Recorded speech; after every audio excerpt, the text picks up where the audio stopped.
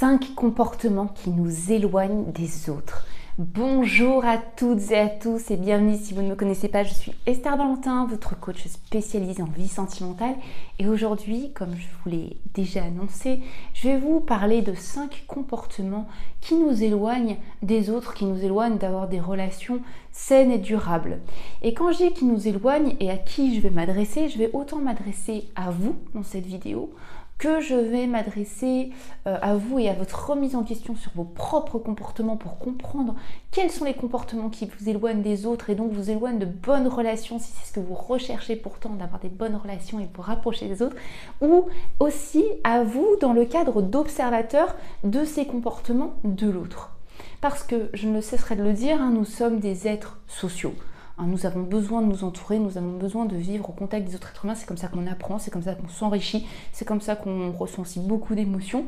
Mais tout le monde n'a pas la même envie ou la même capacité, vraiment, d'améliorer ses compétences sociales. Et pour des compétences sociales pour avoir des meilleures interactions et donc des meilleures relations. Donc c'est une différence qui est vraiment à prendre en compte parce que quand vous vous développez, peut-être par hasard à travers cette vidéo, à travers d'autres contenus, vous êtes en train d'être dans la remise en question, dans le développement de vos compétences sociales pour une meilleure relation, il faut, comme je vous l'ai dit, le prendre en compte. Vous allez aussi tomber face à des personnes qui, elles, entretiennent ce genre de comportement et ne sont pas prêtes à faire ce que vous êtes prêt à faire. Mais si vous êtes là, je pars du principe que vous concernant, vous êtes prêt ou prête. Donc c'est ce qu'on va voir ensemble avec ces 5 comportements. Déjà, je voulais vous dire, dans votre travail personnel, dans ce développement de comportements et de relations sociales, n'hésitez pas à travailler un petit peu plus profondément en travaillant sur vous, sur votre meilleure connaissance de vous-même. Vous allez comprendre pourquoi dans certains points que je vais aborder. Dans certains de ces comportements, la plupart en fait, il y a notre image de nous-mêmes qui vient clairement s'interposer et nous éloigner des autres. Il y a notre image de nous et nous dans notre propre vie. Et tout ça, vous allez voir, vont être les filtres et vont générer les filtres à votre bonne interprétation des choses, à votre vision des choses et donc aussi vont être l'influence à ces mauvais comportements. Donc, pour ce travail, n'hésitez pas, regardez dans la barre de description, je vais vous mettre 2 e-books. Sur l'estime de soi, comment on augmente son estime de soi et l'image qu'on a de soi, la valeur qu'on se donne. Et si vous voulez pousser encore plus le travail, encore plus loin, devenir la meilleure version de soi, où là, non seulement on travaille sur soi, mais on travaille aussi sur soi dans toute l'approche qu'on a dans sa vie et sur comment la créer. Mais là, vraiment, c'est pas le sujet de cette vidéo, même si c'en est le fond. Je vous laisse aller regarder les books et nous, on va se concentrer sur ces 5 comportements maintenant. Donc quand je vous ai dit que je parle de comportements qui éloignent les autres, je parle ici de comportements qui poussent les autres à s'éloigner et nous éloignent donc de la relation saine et durable qu'on aimerait, je pense, tant avoir parce que c'est ça qui est de l'épanouissement à long terme. Dans ces comportements-là, le premier qu'on va retrouver, ça va être de ne pas accepter les critiques. Évidemment, je vais vous expliquer sur chaque point, mais sur celui-là, c'est normal vraiment de s'éloigner de ceux qui nous jugent pour nous blesser. C'est évident, cette toxicité-là, merci mais non merci. Mais dans les critiques, il y en a qui ne sont pas achetées tout simplement. Celles de nos proches bienveillants, j'insiste, celles de nos proches en qui on a confiance et qu'on sait et qui nous ont prouvé à quel point ils nous veulent du bien, eh bien, dans ces proches bienveillants, il n'y a pas que des critiques à jeter. Il y en a qui ont vraiment pour but de nous permettre de nous développer. Quand une personne, on a confiance que son intention n'est pas de nous blesser, écoutons aussi ce qu'il a à nous dire. Donc la critique constructive, ça permet d'évoluer. Et elle montre aussi, en même temps, en bonus, elle montre une relation riche, elle montre de la confiance pour pouvoir se dire les choses. Donc c'est une intention finalement qui est, si c'est un proche bienveillant, une intention tout aussi bienveillante.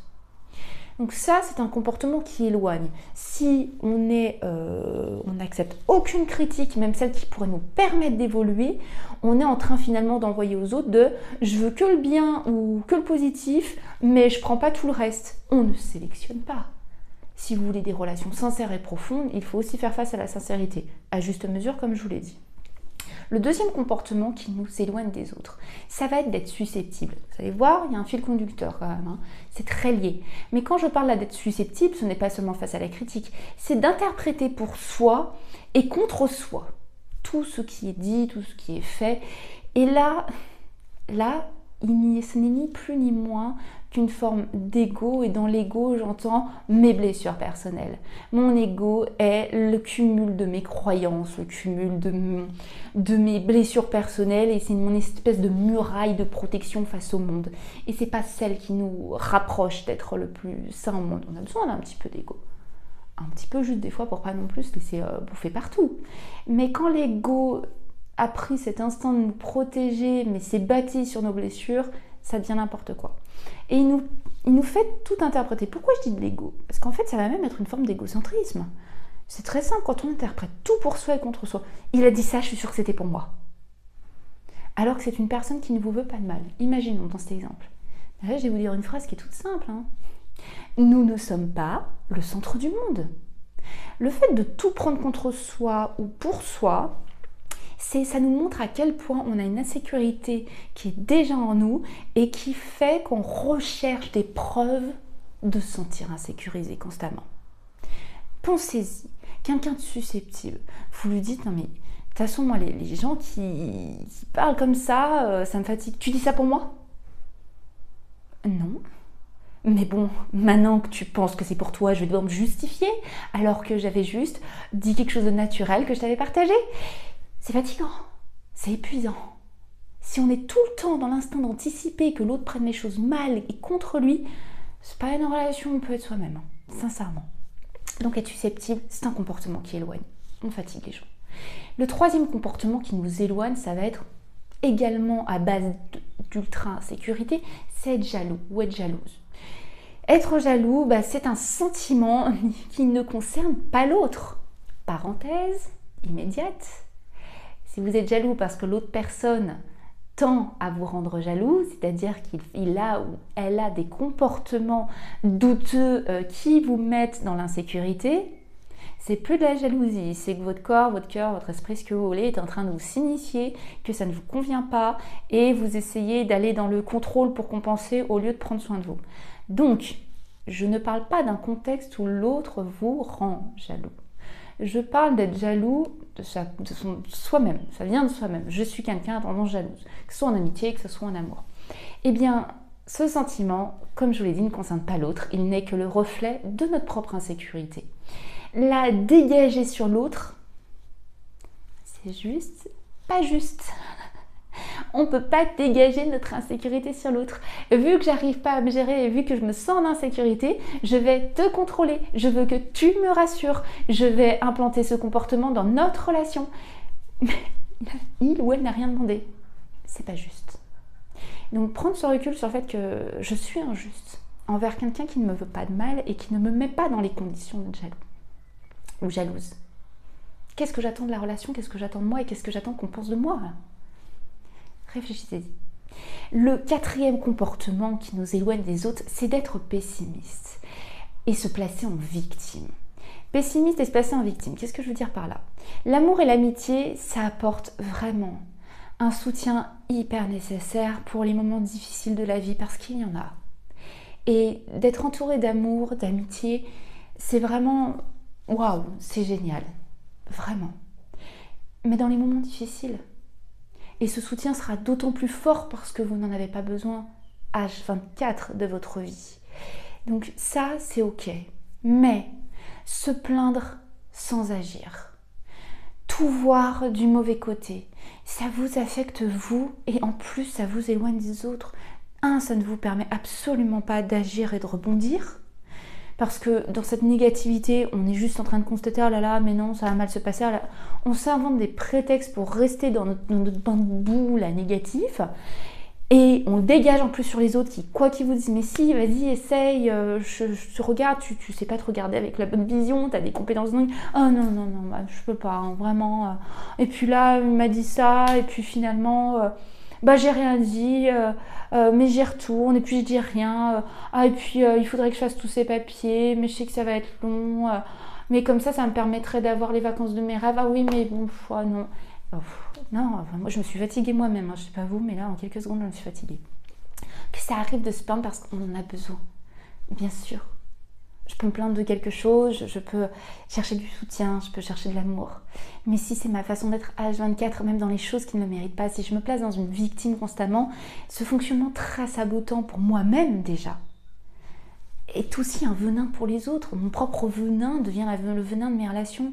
Donc ça nous éloigne complètement des autres. C'est pas du tout dans ces interactions-là que vous allez donner envie aux autres de vous soutenir le moment vraiment nécessaire. Ils ne peuvent pas vous soutenir H24. Une relation ne peut pas vivre que de ces interactions-là, ce n'est pas possible. Et en plus, dans cette position où les autres vont peut-être tenter une fois, 2 fois, 3 fois, alors que c'est H24, s'ils ne vous voient pas agir, il va se passer quoi? Lassitude. C'est normal. C'est normal, mais pensez-y un instant. Vous donnez des conseils, vous écoutez une ou un ami qui a des problèmes. Il ne fait rien. Vous continuez, vous êtes là, 1 semaine, 2 semaines, 3 semaines, et je suis sympa.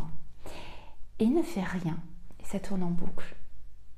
Mais même moi, je vous conseillerais de baisser les bras et de prendre du recul, parce que là, cet ami ou ce partenaire n'est que dans le fait de se décharger pour baigner dans sa boue, mais y amener quelqu'un pour qu'il se baigne dans sa boue négative avec lui. Il y a un moment, le seul moyen d'aider ce genre de comportement, c'est aussi d'en sortir. Et dire, moi je sors, moi écoute, quand on n'agit pas, quand on fait rien, je ne peux rien faire. Donc je ne continue pas de faire ce qui ne donne rien. C'est le meilleur exemple. Mais donc ce genre de personne, vous comprenez que je ne vous souhaite pas d'avoir ce comportement. Vous vous tirez vous-même vers le bas et sans le savoir, vous êtes en train vraiment d'éloigner les autres et de puiser dans ce qu'ils ont à donner. Et pas le meilleur. Parce que vous pouvez aussi être la personne qui les soutienne, vous pouvez être aussi la personne qui des fois se bouge les fesses et se donne de l'énergie et tout simplement si vous vous plaignez mais que derrière vous agissez, ils vont avoir vraiment, les gens qui vous entourent vont avoir cette sensation d'avoir été utile à votre vie et vont avoir envie d'y revenir. Mais bref, finissons sur ce comportement-là. Que je vous parle du dernier et 5e comportement qui nous éloigne des autres. Ça va être étonnant mais c'est d'être sans filtre. Moi qui suis quelqu'un de très spontané, ça peut paraître un peu fou, mais pourtant, être sans filtre, et je vais vraiment expliquer tout ce sens-là, c'est que la sincérité, vraiment, ça peut être une magnifique qualité. Et je suis vraiment la première à le dire. Mais, il y a un mais, tout est dans la juste mesure. Notre point de vue n'est tout simplement pas toujours indispensable. On ne vous l'a pas demandé, pourquoi voulez-vous l'imposer? Pensez-y. Une personne, ce n'est plus de la sincérité, ça ne devient plus de la spontanéité, c'est juste une surplace qu'on se donne, à vouloir donner son avis sur tout et tout le temps. On le voit extrêmement souvent maintenant dans les réseaux sociaux, caché derrière notre écran comme on donne facilement son avis. C'est nul, j'aime bien. Quand même, la plupart du temps, regardez comme on ne l'a pas demandé. On a pris l'habitude de donner son avis pour tout et tout le temps, mais si on se repositionnait 2 secondes avec humilité dans notre sincérité. La sincérité, elle est utile quand? Si on a une vérité à dire, si cette vérité est utile. Mais quand on ne nous l'a pas demandé, donc elle n'est pas utile, même si c'est une vérité, posons-nous un instant, pourquoi pensons-nous que forcément il faut le donner quand même? Donc, je vais vous montrer un exemple hyper lambda pour que vous compreniez. T'as pris du poids. Quel est votre but? Est-ce que la personne peut modifier ça dans les 5 secondes? Non? Alors pourquoi l'avez-vous dit? Réfléchissez à ce pourquoi, à l'intention qui se cache derrière vos paroles. C'est dans vos actes, c'est dans ce que vous dites que vous décidez de ce que vous voulez être, tout simplement.